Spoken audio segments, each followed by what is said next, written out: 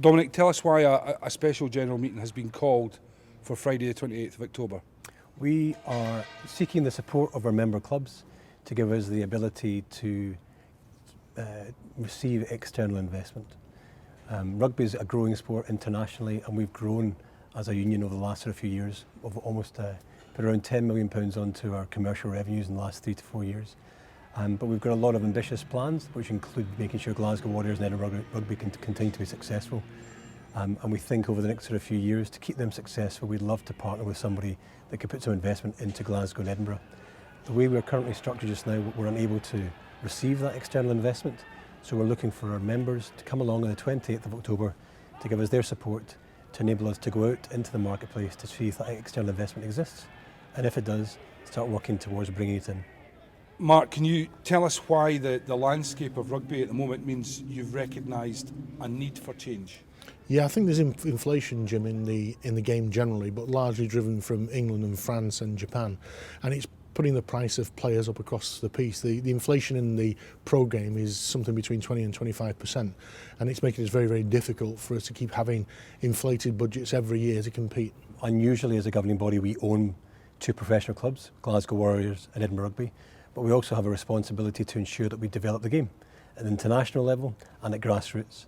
And that means that there's many calls in our finances. And the way in which player wage inflation is coming into professional rugby means that we've got to think creatively about how we bring new income streams in. We've got 3 key income streams as a governing body. One is television rights, secondly is attendances here at BT Murrayfield, and the third is sponsorship. And each of those streams just now is pretty much maxed out. We've got great deals with television, we've got great attendances, and we've got great sponsors. So we need to think of new ways of bringing investment in to ensure that Glasgow and Edinburgh can continue to be successful. And as a result of Glasgow and Edinburgh being successful, we then have a successful international team where a number of our revenues come from. Why call the SGM now? Why not wait for the next AGM? Well, you may have recalled that at the last AGM, our Chief Executive, Mark Dodson, highlighted the fact that we are operating in a very challenging environment and indicated that we need to look at external investment with a view to bringing funding in. So we flagged it up some months ago. The market's very active just now. You just need to look around other sporting franchises, whether that's in North America, whether that's in Europe, or closer to home down in England. There's a fair bit of money coming into professional sport just now. So the market's buoyant, and we need to start looking to see if we can bring some of that investment in. But the first thing we need to do is get the permission of our members, and that's why we're asking on the 20th of October for our member clubs to come down to BT Murrayfield and give us their support to allow us to go out into that marketplace. And I should also say it's a very difficult marketplace to operate in, but we need to have the permission to go out and have those conversations. Have you identified potential, talking about the pro teams in general, or in particular, sorry, have you identified potential investors? No, what we've gone out there is looked at the marketplace at the moment, and we know there is money out there that can be spent on sports franchises across the globe. You don't have to see what's happening in football.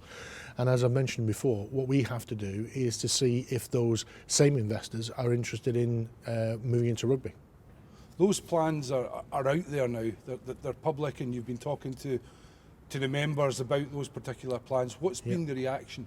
We've had a very good reaction. We had some really sensible questions from our stakeholders. They've wanted to know more about the game itself and why it's progressing, the kind of questions you've just asked me. And they're also concerned about the domestic game as well. And we've been able to explain to them that this is not just about Glasgow and Edinburgh and trying to keep our seat at the top table. This is very much about protecting the domestic game, because that's the lifeblood of our game. The grassroots is what provides all our players down the line for not only the pro teams but for the national team. And it's very, very important that we have enough money to be able to serve that part of our game properly. And when we've discussed it with our board and when we've discussed it with the council, they've given it their unanimous support, as has our president. So we're very pleased that the governance structures of Scottish Rugby are behind this, and it'd be great now to have the clubs to support us also. And how will that then safeguard, if you like, the progress of the national team?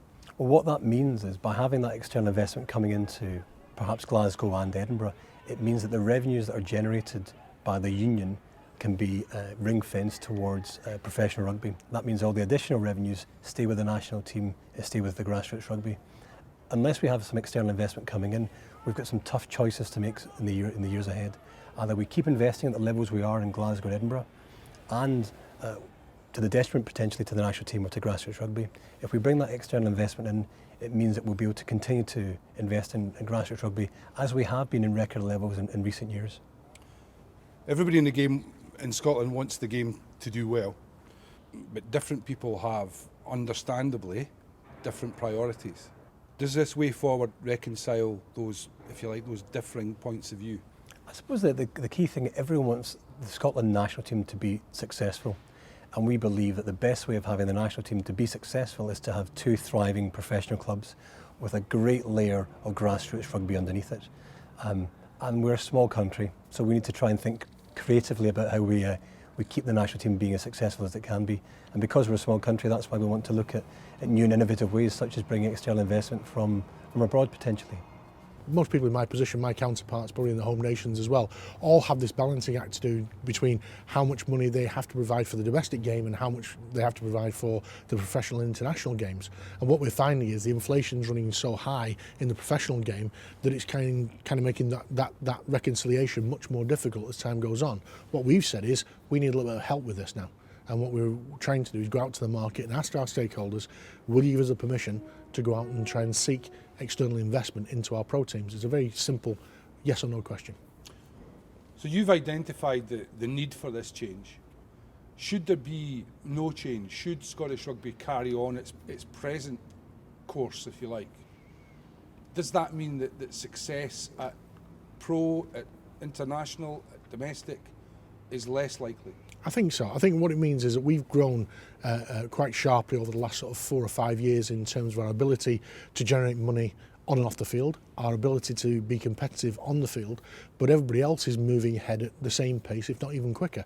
And so if we are maxed out, if you like, on the amount of money we can bring into this business, then you're going to have some sense of decline on the competitive nature on the field. And so what we've got to realise is that standing still for us isn't an option. It's just another way of going backwards. And so what we're trying to say is let's go early, let's talk to our membership, let's be transparent about the issues that we face, talk to our membership about and ask permission. And if we get that permission and then we're able to bring some finances in, it kind of offsets some of those problems that we've just talked about. Well, I think as a nation we've always been innovative. We've also probably in recent years punched above our weight in terms of the national team, but also in terms of our professional teams. Glasgow winning the Guinness Pro 12 a couple of seasons ago was outstanding, and that was a result of a lot of hard work from the players and from the coaches, and to us as a union having the ability to invest in both Glasgow and Edinburgh. If we wish to continue to have success on the pitch, and that's what we're in the business of, creating wonderful moments here at Scotstoun and at BT Murrayfield, we've got to invest appropriately. And it comes to a point where we want to try and do that with a partner.